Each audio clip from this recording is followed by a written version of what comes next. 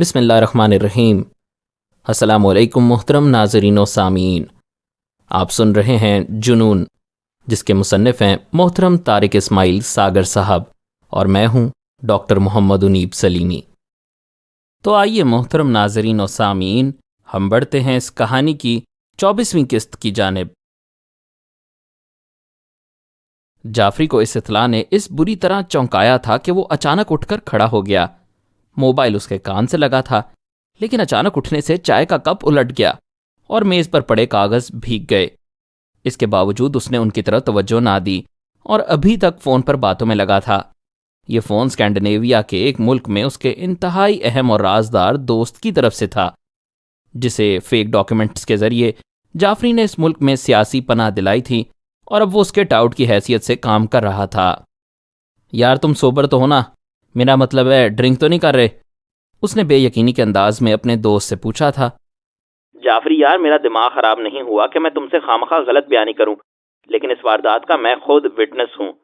ملک منیر میرا لنگوٹیا ہے جس نے باجی شکیلہ کا کیس فائٹ کیا ہے، اور اب وہ واپس نہیں آئے گا، یہ بات لکھ لو۔ میرا تو اندازہ یہی ہے کہ اس نے سارا کچھ پلاننگ سے کیا ہے۔ یہ سب راتوں رات نہیں ہوا جعفری صاحب، لمبی پلاننگ کی گئی ہے میرے بادشاہ۔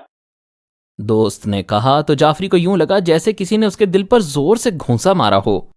اس نے بغیر کچھ کہے فون آف کیا اور بیل بجا کر آفس بوائے کو میز صاف کرنے کا کہتے ہوئے کمرے سے باہر نکل گیا۔ دفتر کی پارکنگ تک وہ خواب کسی حالت میں پہنچا تھا، جہاں اپنی گاڑی کے پاس پہنچ کر اسے یاد آیا کہ چابی تو ڈرائیور کے پاس ہے۔ اس نے پارکنگ سے فون کر کے ڈرائیور کو نیچے بلایا تھا۔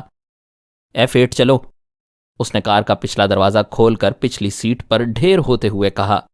Okay sir. ڈرائیور کو علم تھا کہ F8 کا مطلب کیا ہے۔ اس نے گاڑی باجی شکیلہ کے گھر کے سامنے کھڑی کی تھی اور اب گھنٹی بجا رہا تھا۔ جعفری گاڑی کے باہر کھڑا ایک اہم فون سن رہا تھا، لیکن اس کی نظریں گھر کے مین گیٹ پر لگی تھیں، جس سے ایک بزرگ برآمد ہوئے تھے، جن کی شکل دیکھ کر جعفری نے فون آف کر دیا اور خود تیزی سے دروازے پر پہنچ گیا، جہاں ڈرائیور اس بزرگ سے کہہ رہا تھا کہ وہ باجی شکیلہ کو جعفری صاحب کی آمد سے باخبر کرے۔ بیٹا وہ تو اب یہاں نہیں رہتی۔ بوڑھے نے، جو کوئی ریٹائرڈ بیوروکریٹ لگتا تھا، اس سے کہا، کیا مطلب ہے آپ کا؟ ڈرائیور کے بجائے جعفری نے پوچھا اور ڈرائیور کو وہاں سے چلے جانے کا اشارہ کیا تھا۔ برخودار، آپ کو کیا اردو نہیں آتی؟ یہ کہہ کر اس نے قدرے تلخی سے انگریزی میں وہی بات کہہ دی۔ معاف کیجئے، اصل میں چند روز پہلے تک وہ یہیں رہتی تھی نا۔ جعفری نے سنبھالا لیا۔ اس نے اندازہ لگا لیا تھا کہ بات کرنے والا کوئی ٹٹ پونجیا نہیں۔ یار 3 روز سے ہم اس عذاب میں مبتلا ہیں۔ ہر آنے والے کو یقین دلانا پڑتا ہے کہ اس گھر میں محترمہ شکیلہ صاحبہ نہیں رہتی۔ یہ گھر ہم نے ان سے 1 ماہ پہلے خریدا تھا اور 4 روز پہلے ہی یہاں شفٹ ہوئے ہیں، جب انہوں نے گھر خالی کیا۔ بوڑھے نے، جو شاید اب جعفری کو پہچان گیا تھا، جواب دیا، سوری سر، آپ کو زحمت ہوئی۔ جعفری نے اس سے مزید بات کرنا مناسب نہ جانا، کیونکہ اس نے بنگلے کے برآمدے سے یونیفارم پہنے ایک آرمی آفیسر کو اپنی طرف آتے دیکھ لیا تھا، جو یقیناً اس کا بیٹا ہی ہوگا۔ آرمی آفیسر شاید اسے پہچان گیا تھا۔ وہ اس کے نزدیک آ کر رکا۔ ہیلو مسٹر جعفری، میرا نام میجر عدنان اکبر ہے۔ خیریت تو ہے نا سر؟ او، میں سمجھ گیا، آپ بھی شاید اس گھر کی پرانی اونر کا پوچھنے آئے ہوں گے۔ No problem. دراصل، اور اس نے بھی اپنے والد والی وہی بات دہرا دی۔ آپ کو زحمت دی، معافی چاہتا ہوں۔ دراصل ادھر سے گزر رہا تھا، آپ جانتے ہوں گے میڈم بڑی اہم ہیومن رائٹس ورکر ہیں، ایک پروگرام کے سلسلے میں ان سے بات کرنی تھی، لیکن جعفری نے بات ادھوری چھوڑ دی۔ جعفری صاحب، حیرت کی بات ہے، آپ جیسے باخبر صحافی جو سارے ملک کی خبر رکھتے ہیں کو علم نہیں کہ وہ تو پاکستان سے بھی شاید جا چکی ہیں۔ ان کی فلائٹ لاسٹ سنڈے تھی، دونوں بچے ان کے ملک سے پہلے ہی باہر ہیں۔ ہمیں تو انہوں نے یہی بتایا۔ میجر عدنان اکبر نے اسے باخبر کیا اور جعفری کا منہ لٹک گیا۔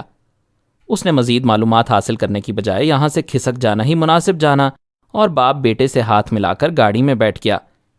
دفتر پہنچنے تک اس نے اپنے ذرائع سے تصدیق کر لی تھی کہ 5 روز پہلے مسز شکیلہ یوسف ایک غیر ملکی فلائٹ سے ملک سدھار گئی ہیں۔ اسلام آباد والا گھر انہوں نے بڑے رازدارانہ انداز میں ایک ریٹائرڈ سیکریٹری صاحب کے ہاتھوں فروخت کر دیا تھا۔ پاکستان سے چونکہ ان کا آنا جانا غیر ممالک میں لگا رہتا تھا، اس لیے کسی کو کوئی خاص تشویش نہیں تھی، لیکن حیرت انگیز طور پر انہوں نے اپنی انتہائی عزیز الجان سیکرٹری عارفہ حسین سے بھی یہ راز چھپائے رکھا تھا کہ وہ ہمیشہ کے لیے ملک سے جا رہی ہیں۔ وہ بیچاری بھی جعفری کی طرح حیران پریشان ہی تھی۔ اسلام آباد کے 4 بینکوں میں اس کے اکاؤنٹ تھے۔ چاروں اکاؤنٹس کی تفصیلات جمع کرنے کے بعد جعفری کے علم میں یہ بات آئی کہ ان کے پاکستان میں اب صرف 8,972 روپے رہ گئے ہیں۔ چاروں اکاؤنٹ سے انہوں نے گزشتہ 2 ماہ میں موجود کروڑوں روپے ہنڈی کی صورت میں اس ملک میں منتقل کر دیے تھے۔ شام تک اس کو یہ تصدیق بھی ہو گئی کہ اپنی منقولہ اور غیر منقولہ جائیداد اس نے جس پراپرٹی ڈیلر کے ذریعے انتہائی رازداری سے فروخت کی ہے وہ 2 نمبری کا ماسٹر اور خصوصاً رقوم کی منتقلی کا ماہر تصور کیا جاتا ہے۔ اس نے باجی شکیلہ کی تمام رقم غیر ملکی بینک اکاؤنٹس میں ہی منتقل کروا دی تھی۔ ہر نئی خبر ملنے پر جعفری کا پارا آسمان کو چھونے لگتا۔ وہ بڑبڑاتے ہوئے باجی شکیلہ کو موٹی موٹی گالیوں سے نوازتا اور دل ہی دل میں اس کو اس جرم کی سزا دینے کی تدبیریں کرتا رہتا۔ باجی شکیلہ نے سویڈن کو اپنے لیے جائے امان بنایا تھا، جس کی وجہ سویڈن سے زیادہ شیخ وقاص احمد تھا۔ شیخ وقاص ان کا پرانا فین تھا اور ان کی طرف سے مسنگ پرسنز کی رہائی اور برآمدگی کے لیے بنائی گئی تنظیم کا مستقل ڈونر۔ شیخ وقاص کی 2 بیویاں پاکستان اور 1 سویڈن میں رہتی تھی۔ ہر بیوی سے 3 4 بچے تھے۔ خدا ترس آدمی تھا۔ اس نے ایک مرتبہ پاکستان میں باجی شکیلہ کا پروگرام دیکھا جس میں انہوں نے اپنی دکھ بھری داستان ایسے دردناک پیرائے میں بیان کی کہ شیخ وقاص کا دل پسیج گیا۔ وہ راولپنڈی کا رہنے والا تھا اور 2 روز پہلے ہی سویڈن سے بذریعہ جدہ عمرہ کرنے کے بعد راولپنڈی پہنچا تھا۔ شیخ صاحب نے اجوا کھجوریں، آب زمزم کی بڑی بوتل، جائے نماز اور 2 سوٹ اپنے بیگ میں ڈالے اور باجی شکیلہ سے ملاقات کا قصد کیا۔ باجی شکیلہ نے ہیومن رائٹس کے دھندے میں نیا قدم رکھا تھا اور ابھی اتنی زیادہ اسٹیبلش نہیں ہوئی تھیں۔ جب انہیں علم ہوا کہ سویڈن سے ان کا ایک فین ملاقات کو آیا ہے تو انہوں نے فوراً شیخ صاحب کو اندر بلا لیا، جنہوں نے اپنا بھرپور تعارف اپنے پنڈی سے اسٹاک ہوم تک پھیلے قالینوں کے کاروبار سمیت کروا کر پہلے ہی اوور میں ایسا شاندار چھکا لگایا کہ باجی شکیلہ پھڑک کر رہ گئیں۔ شیخ وقاص نے ان کی خاوند کی بازیابی کے لیے اپنی خدمات پیش کیں اور انہیں بتایا کہ وہ اس نیک کام میں ہر طرح ان کا ہاتھ بٹائے گا۔ اس نے باجی شکیلہ کے دونوں بچوں کو 5,000 ہزار کے 2 نوٹ اور ان کی تنظیم کے لیے الگ سے 10,000 روپے چندہ دیا تو باجی شکیلہ کے دل نے گواہی دی کہ یہ بندہ بہت کام کا بندہ ہے۔ یہ ابتدا تھی، جس کے بعد دونوں کے درمیان ملاقاتوں کا سلسلہ جاری رہا۔ باجی شکیلہ کا کمال یہ تھا کہ وہ رازداری کا اہتمام کرتی تھیں۔ رازداری ان کی شخصیت میں رچی بسی تھی۔ انہوں نے کبھی اپنے جاننے والوں کا ایک دوسرے سے تعارف نہیں کروایا تھا۔ یہی وہ وصف تھا جس نے انہیں کامیابی کی اس سفر کی منزل تک پہنچا دیا تھا۔ شیخ وقاص اور باجی شکیلہ آپس میں منہ بولے بہن بھائی بن گئے۔ باجی شکیلہ کی معاشی حالت دنوں میں بدلی، وہ لکھپتی سے کروڑ پتی بن گئیں۔ شیخ وقاص ہی نے انہیں روپیہ پیسہ ٹھکانے لگانے میں معاونت کی اور سویڈن کے 2 بینکوں میں اپنی ضمانت پر ان کے اکاؤنٹس کھلوائے۔ حیرت انگیز طور پر اس نے باجی شکیلہ سے کبھی کوئی غلط فرمائش نہیں کی تھی، جبکہ شرعی طور پر ابھی اس کے پاس ایک مزید بیوی رکھنے کی گنجائش تھی، اور اگر وہ کبھی اس لائن پر سوچتا یا کام کرتا تو باجی شکیلہ پکے ہوئے پھل کی طرح ایسے نیک اور خدا ترس انسان کی گود میں گرتی۔ لیکن مذہبی پس منظر رکھنے والے الحاج شیخ وقاص اختر نے کبھی اپنی حدود سے تجاوز نہیں کیا۔ اس نے باجی شکیلہ کی خصوصی درخواست پر اپنے اور ان کے درمیان قائم ہونے والے بہن بھائی کے تعلق کا انکشاف بھی کبھی کسی پر نہ کیا اور نہ ہی انہیں کبھی اپنے خاندان میں متعارف کروایا۔ 1.5-2 سال میں وہ باجی شکیلہ کا کار خاص بن گیا تھا۔ باجی شکیلہ نے پہلے غیر ملکی دورے کے بعد ہی اس بات کا اندازہ لگا لیا تھا کہ ان کا دانہ پانی اب پاکستان میں ختم ہونے والا ہے۔ مغرب کی شاندار، لگژوریس، آرام دہ اور خطرات سے پاک زندگی نے انہیں اپنا گرویدہ کر لیا۔ گو کہ اس دوران جعفری پاکستان میں ان سے چمٹ چکا تھا، لیکن باجی شکیلہ نے اس تعلق کو کبھی کاروباری تعلق سے زیادہ اہمیت نہیں دی تھی۔ وہ جانتی تھی کہ جعفری انہیں اپنی دانست میں استعمال کر کے اپنا الو سیدھا کر رہا ہے، لیکن جعفری کو آخری لمحات تک اس بات کا احساس باجی شکیلہ نے نہیں ہونے دیا کہ اصل میں وہ اپنی مرضی سے استعمال ہو رہی ہیں۔ مظلومیت کا جو لبادہ جعفری نے انہیں پہنایا تھا، باجی شکیلہ نے اس کا شاندار اور بھرپور استعمال کیا اور جعفری کو کانوں کان خبر نہ ہونے دی۔ اس دوران ان کی زندگی میں درجنوں مرد آئے اور چلے گئے، لیکن الحاج شیخ وقاص اختر جیسا بے لوث اور دیندار شخص انہیں نہیں ملا۔ باجی شکیلہ نے پہلے پہل تو اس کھیل کو، جو جعفری ان سے ہیومن رائٹس کی آڑ میں کھیل رہا تھا، بڑی ہوشیاری سے کھیلا، لیکن اب انہیں احساس ہونے لگا تھا کہ اس میں اندرون اور بیرون ملک انٹیلیجنس ایجنسیاں بھی ملوث ہیں، اور جعفری کے قابو آنے کے بعد دراصل وہ کسی غیر ملکی ایجنسی کے کھیل کا حصہ بن گئی تھیں۔ یہ غیر ملکی دورے یوں ہی نہیں کروائے جاتے۔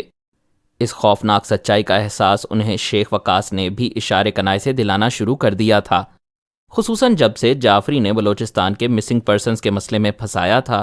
2-3 مرتبہ شیخ وقاص نے انہیں کہا تھا کہ وہ نادانستگی میں کہیں ملک دشمن ایجنسیوں کے ہاتھوں کا کھلونا ہی نہ بن جائیں۔ اپنے آخری دورہ پیرس میں جب انٹرنیشنل ہیومن رائٹس کے بھارتی عہدیداروں سے ان کی ملاقات ہوئی اور انہوں نے اشارے کنائے سے باجی شکیلہ کو ٹٹولا، تو ان کا شک یقین میں بدل گیا کہ ضرور دال میں کچھ کالا ہے۔ اس دورے سے واپسی پر انہوں نے مصمم ارادہ کر لیا تھا کہ اب وہ پاکستان سے نکل جائیں گی۔ شیخ وقاص نے ان کا ارادہ جاننے کے بعد دل و جان سے ان کا ساتھ دیا تھا۔ وہ بڑے اثر و رسوخ والا بندہ تھا۔ پہلے اس نے باجی شکیلہ کے دونوں بچوں کو تعلیم کے چکر میں سویڈن منتقل کروایا، اور اس دوران سویڈن کے ہیومن رائٹس کے اپنے دوست وکیل کے ذریعے باجی شکیلہ کی سیاسی پناہ کی درخواست دائر کروا دی۔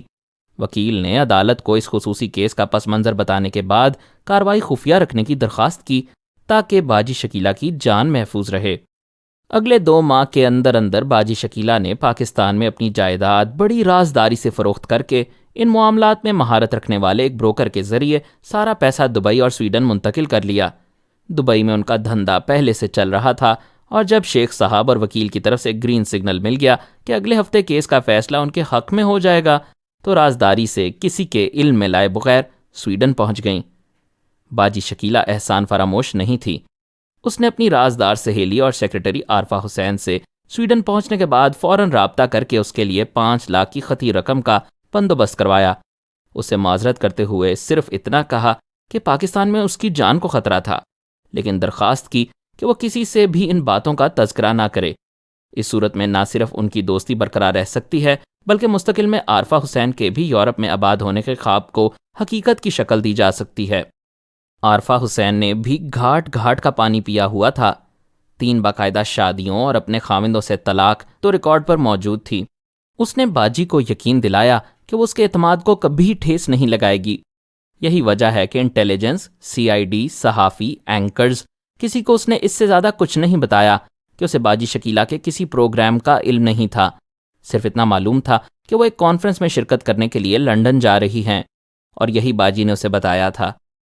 ایک ملازم ہونے کے ناطے وہ ان سے اس سے زیادہ تو کچھ جاننے کی توقع نہیں رکھتی تھی، اور نہ ہی ان کے درمیان مالک اور ملازم کے علاوہ کوئی اور رشتہ تھا، جبکہ جعفری نے اپنے ایک انٹیلیجنس کے دوست کو حلفاً بتایا تھا کہ وہ باجی شکیلہ کی صرف سیکرٹری ہی نہیں، دونوں کی خوابگاہ بھی مشترکہ ہے، اور باجی شکیلہ اس کھیل کی پرانی کھلاڑی ہیں۔ لیکن کیا مجال کہ عارفہ حسین نے پروں پر پانی پڑنے دیا ہو۔ اس نے ان لوگوں سے صاف صاف کہہ دیا تھا کہ اگر اسے تنگ کیا تو وہ میڈیا سے رابطہ کرے گی، جس کے بعد اس کی جان خلاصی ہو گئی۔ باجی شکیلہ نے جعفری کو شروع میں ہی جان لیا تھا، اور شروع سے ہی اپنی کیپیسٹی کے مطابق ایسا اہتمام کر رکھا تھا کہ جعفری اسے کسی بھی طرح بلیک میل نہ کر سکے۔ وہ جانتی تھیں کہ ان کے اچانک فرار نے جعفری کی کیا حالت کی ہوگی۔ وہ ضرور اپنی انگلیاں کاٹ رہا ہوگا، کیونکہ باجی شکیلہ کے فرار ہونے سے اس کی مستقل آمدنی کا ایک باب بند ہو گیا تھا۔ ان کی توقعات کے عین مطابق سویڈن آنے کے 3 روز بعد ہی انہیں جعفری کا فون اس نمبر پر آ گیا جس نمبر سے انہوں نے عارفہ حسین کو فون کیا تھا۔ باجی شکیلہ کو فوراً سمجھ آ گئی کہ اس نے انٹیلیجنس والوں سے یہ نمبر لیا ہوگا، جو یقیناً عارفہ حسین کے فون ٹیپ کر رہے ہوں گے۔ جی جعفری بھائی، کیسے ہیں آپ؟ خیریت تو ہے نا؟ اس نے سلام کرنے کے بعد فوراً ہی بے تکلفی سے کہا۔ آپ نے یہ کیا حرکت کی؟ جعفری کے لیے غصے پر قابو رکھنا بڑا مسئلہ بن رہا تھا۔ میں سمجھی نہیں جعفری بھائی، آپ کس حرکت کی بات کر رہے ہیں؟ اس نے بھائی پر خاصا زور دے کر کہا۔ میرا مطلب ہے آپ نے کیا جاسوسی فلم چلا دی؟ اس طرح آپ کے فرار ہونے سے یہاں کئی سوال اٹھ رہے ہیں۔ آپ جعفری بھائی، آپ بالکل پریشان نہ ہوں، مجھے علم ہے کہ میں نے ایسا کوئی غلط کام نہیں کیا جس پر آپ کو پریشانی اٹھانی پڑے۔ دیکھیے نا جعفری بھائی، آپ سے زیادہ وہاں کے حالات کو اور کون سمجھ سکتا ہے؟ معاملات خراب ہو رہے تھے۔ اب تو آپ کے علاوہ دوسرے بھی 4-5 لوگ مجھے شادی کی آفرز دے رہے تھے۔ میرے لیے یہ ممکن نہیں تھا۔ جعفری بھائی، آپ جانتے ہیں میرے خاوند الحمدللہ ابھی زندہ ہیں، وہ ضرور ایک روز مجھ سے ملیں گے۔ میں تو ایسا سوچ بھی نہیں سکتی. یہ اثر و رسوخ والے لوگ ہیں، میرے لیے مسائل کھڑے کر سکتے تھے. مجھے اپنے بچوں کے مستقبل کے لیے پاکستان کو خیر بات کہنا پڑا، اور میں کیا کرتی؟ باجی شکیلہ نے جعفری کی بات درمیان سے کاٹ کر اس کا غصہ دو چند کر دیا تھا اور اس پر طنزیہ انداز میں اس کی اصلیت بھی واضح کر دی تھی. جعفری نے واقعی ایک مرتبہ بڑے جذباتی انداز میں اسے خفیہ نکاح کی دعوت دی تھی، لیکن اس نے ایسا پہلی مرتبہ تو نہیں کیا تھا. اس سے پہلے بھی وہ جانے کتنی خواتین کے ساتھ اس چکر میں حرام کاری کر چکا تھا. شکیلہ صاحبہ، میں جانتا ہوں آپ کو بہت باتیں کرنی آ گئی ہیں، لیکن یہ مت بھلائیے کہ یہ بھی ہماری ہی دی ہوئی ٹریننگ ہے، ورنہ آپ جیسی نہ جانے کتنی مظلوم خواتین عدالتوں کے دھکے کھاتے کھاتے اگلے جہان میں پہنچ چکی ہیں. میڈیا کے دوست یہ جانتے ہیں کہ آپ کی زیادہ پروموشن میں نے کی ہے. انہیں آپ کی اس حرکت کا علم ہوا تو وہ آپ کی اصلیت بھی بے نقاب کر سکتے ہیں. آپ ملک کے لیے بدنامی کا باعث بن رہی ہیں، اس بات کو کبھی نہ بھولیں. اس نے دبے دبے لفظوں میں دھمکی دے کر دراصل باجی شکیلہ کو اس کی بے بسی اور محتاجی کا احساس دلانا چاہا تھا، اور یہ بھی بتانا چاہا تھا کہ وہ اپنا حصہ اس سے وصول کر سکتا ہے. آپ نے بہت اچھی بات کی جعفری بھائی، اصلیت تو آپ کی بھی بے نقاب ہو سکتی ہے نا. مجھے اب کوئی ڈر خوف نہیں، اور آپ کے کم از کم 2 غیر ملکی اکاؤنٹس کا علم مجھے ہے، کیونکہ میں ان میں آپ کا حصہ جمع کرواتی رہی ہوں. جعفری بھائی، آپ سے میں نے بہت کچھ سیکھا ہے. میں دیکھتی رہی ہوں کہ آپ چند ہزار روپوں کے لیے کس حد تک گر سکتے ہیں. میں جانتی ہوں آپ کتنے احسان فراموش ہیں. آپ چونکہ پرانے حرام خور ہیں، اس لیے اندازہ نہیں کر سکے کہ میں نے آپ کو ہمیشہ بذریعہ چیک ادائیگی کی. ان تمام چیکوں کے نمبر اور جن اکاؤنٹ نمبروں میں وہ جمع ہوئے وہ بھی میرے پاس محفوظ ہیں. کوئی مذائقہ نہیں کہ آپ اپنی اس بہن کو بدنام کریں، میرے متعلق کوئی اسکینڈل بنائیں اور چلائیں، جس کے بعد آپ کی یہ بہن آپ کے تمام دوستوں تک ساری معلومات منتقل کر دے گی. ان میں انٹیلیجنس ایجنسیاں بھی شامل ہیں. میرے لیے تو مسئلہ بڑا ہی آسان ہے جعفری بھائی. میں کہہ دوں گی کہ آپ کی بلیک میلنگ نے مجھے ملک سے بھاگنے پر مجبور کیا. آپ نے اپنی بلیک میلنگ سے پاکستان میں اپنے جتنے دوست پیدا کر لیے ہیں وہ سب میرے ساتھ کھڑے ہوں گے. میں تو انشاءاللہ پھر بھی ہیروئن بن کر واپس لوٹوں گی، لیکن آپ کو نہ صرف نوکری سے ہاتھ دھونے پڑیں گے بلکہ خاصا لمبا عرصہ جیل میں بھی گزارنا پڑے گا. اور آخری بات، میں جانتی تھی کہ آپ کو میرے جانے سے بہت بے چینی لگی ہوگی. میں نے جان بوجھ کر انٹیلیجنس ہی کے ذریعے صحیح یہ نمبر آپ تک پہنچایا تھا. اپنے وکیل کی ہدایت پر میں نے یہ ساری گفتگو ریکارڈ کر لی ہے. امید ہے اب آپ کی طبیعت بالکل ٹھیک ہو گئی ہوگی. آپ بولتے نہیں جعفری بھائی، آپ چپ کیوں ہو گئے ہیں؟ جعفری بھائی، اس نے جعفری کو ادھموا کر دیا. جعفری کے لیے اس کا جواب لرزا دینے والا تھا. اتنی خطرناک، مکار اور تیز ترار عورت سے زندگی میں کبھی اس کا پالا نہیں پڑا تھا. جو باتیں اس نے جعفری سے کی تھیں، اس کے بعد تو وہ خود اس پوزیشن میں آ گئی تھی کہ جب چاہے جعفری کو بلیک میل کر لے. خصوصاً آخری اطلاع تو ٹائم بم کی طرح اس کے اعصاب پر پھٹی تھی. اس کے تو وہم و گمان میں بھی یہ بات نہیں آ سکتی تھی کہ اس کی گفتگو باجی شکیلہ ٹیپ کر لے گی. اس نے صرف اوکے کہہ کر فون آف کر دیا. جعفری کے اوسان خطا ہو رہے تھے. اس کی حالت ایسے بھوکے شیر کی سی تھی جس کا بھوک سے دم گھٹ رہا ہو. اس کے سامنے گوشت کا ڈھیر رکھا ہو لیکن اس تک رسائی ممکن نہ رہے. شائستہ کے لیے یہ اطلاع کسی دھماکے سے کم نہیں تھی. اس کے ہاتھ پاؤں پھول گئے. فون سرکاری ہسپتال سے آیا تھا اور اسے بتایا گیا تھا کہ اس کی والدہ شدید زخمی ہیں. انہوں نے ہی یہ نمبر دیا ہے. اس سے آگے شائستہ میں کچھ سننے کی تاب نہیں تھی. اس کا دنیا میں ماں کے علاوہ اور تھا ہی کون؟ دونوں بہنیں تو کب کی انہیں چھوڑ کر جا چکی تھیں. معلوم نہیں وہ پاکستان میں بھی تھیں یا نہیں.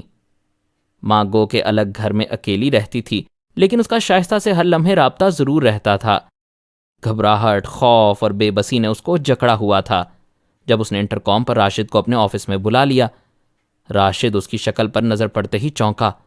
اس کا رنگ فک ہو رہا تھا. خیریت؟ اس نے چھٹتے ہی دریافت کیا. راشد، ہسپتال سے فون آیا ہے، امی زخمی ہے. اس نے بمشکل بات مکمل کی. کس ہسپتال سے؟ چلو اٹھو چلو، راشد نے کہا، اور ہسپتال کا نام سنتے ہی دونوں پارکنگ میں آ گئے. راشد نے جان بوجھ کر اس کے ڈرائیور کو بھی ساتھ لے لیا تھا اور اب تینوں ہسپتال کی طرف جا رہے تھے. عباسی شہید ہسپتال کی ایمرجنسی میں اس کی والدہ زندگی موت کی کشمکش سے دو چار تھیں. جب وہ تینوں وہاں پہنچ گئے، اس کی والدہ کو 2 گولیاں لگی تھیں جب وہ گاڑی سے اتر کر ایک مارکیٹ میں جا رہی تھیں۔ سب سے پہلے اسے پولیس والوں نے گھیر لیا جو نہ جانے کب سے اس کے منتظر بیٹھے تھے۔ آپ چلیں، میں ان سے بات کرتا ہوں، راشد نے شائستہ سے کہا جو پولیس کی موجودگی سے خاصی پریشان ہو گئی تھی۔ شائستہ اپنی والدہ کی طرف بڑھ گئی جنہیں ابھی تک معمولی طبی امداد دے کر بستر پر لٹایا ہوا تھا، جبکہ راشد نے تھانے دار کو اپنے قریب آنے کا اشارہ کیا اور اسے کونے میں لے جا کر اپنی شناخت کروائی تو بے اختیار اس کا ہاتھ سلیوٹ کے لیے اٹھ گیا۔ شائستہ کی نظروں سے یہ منظر اوجھل رہا کیونکہ وہ اپنی والدہ کے سرہانے کھڑے ڈاکٹر کو ڈانٹ رہی تھی کہ ابھی تک اس کی والدہ کو تھیٹر میں کیوں نہیں لے کر جایا گیا۔ ڈاکٹر جو اس کی شخصیت سے خاصا متاثر ہو رہا تھا نے اپنی مجبوری پیش کرتے ہوئے کہا جب تک پولیس اجازت نہیں دے گی ہم ان کو آپریشن تھیٹر میں نہیں لے کے جا سکتے۔ اچانک ہی تھانے دار اس طرف آتا دکھائی دیا جس نے ڈاکٹر کو وہیں سے چلانا شروع کر دیا۔ میڈم کی رپورٹ ہو گئی ہے۔ ڈاکٹر سمجھ گیا کہ یہ کوئی وی آئی پی کیس ہے۔ اس کے اشارے پر فوراً عمل ہوا۔ شائستہ کی والدہ بے ہوش تھیں اور ڈاکٹر نے انہیں بتایا تھا کہ ان کی والدہ کو 2 گولیاں لگی ہیں۔ شائستہ کے لیے اپنے حواس پر قابو رکھنا ممکن نہیں رہا تھا۔ اسے سمجھ نہیں آ رہی تھی کہ اس کی والدہ کو کس نے اور کیوں گولیاں ماری ہیں۔ ان کی گاڑی کا ڈرائیور جس کے کپڑے خون سے بھرے تھے ہمت کر کے انہیں گاڑی میں ڈال کر ہاسپٹل لے آیا تھا جسے پولیس نے قابو کیا ہوا تھا۔ شائستہ کی والدہ کو چند لمحوں میں لفٹ کے ذریعے اوپر پہنچا دیا گیا اور اسے راشد اور اس کے ڈرائیور نے ہمت کر کے ایک کونے میں کرسی پر بٹھا دیا۔ شائستہ کے لیے اپنے آنسوؤں پر قابو پانا ممکن نہیں تھا، لیکن راشد نے اسے نارمل کر ہی دیا۔ اس کے اشارے پر پولیس والے اس کی والدہ کے ڈرائیور کو لے کر آ گئے جس نے انہیں بتایا کہ میڈم گاڑی سے نکل کر اپنی مخصوص دکان کی طرف جا رہی تھیں اور وہ گاڑی پارک کر رہا تھا جب موٹر سائیکل سوار نوجوان نے اس کی مالکن پر فائرنگ کی۔ انہیں 2 گولیاں لگیں اور وہ خاتون کے گرنے پر بھاگ گیا۔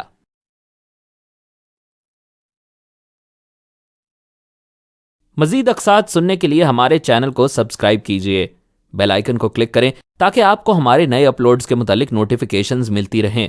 ہماری ویڈیوز کو لائک اور شیئر کریں اور کمنٹ سیکشن میں ہمیں اپنی رائے سے آگاہ کرتے رہیں۔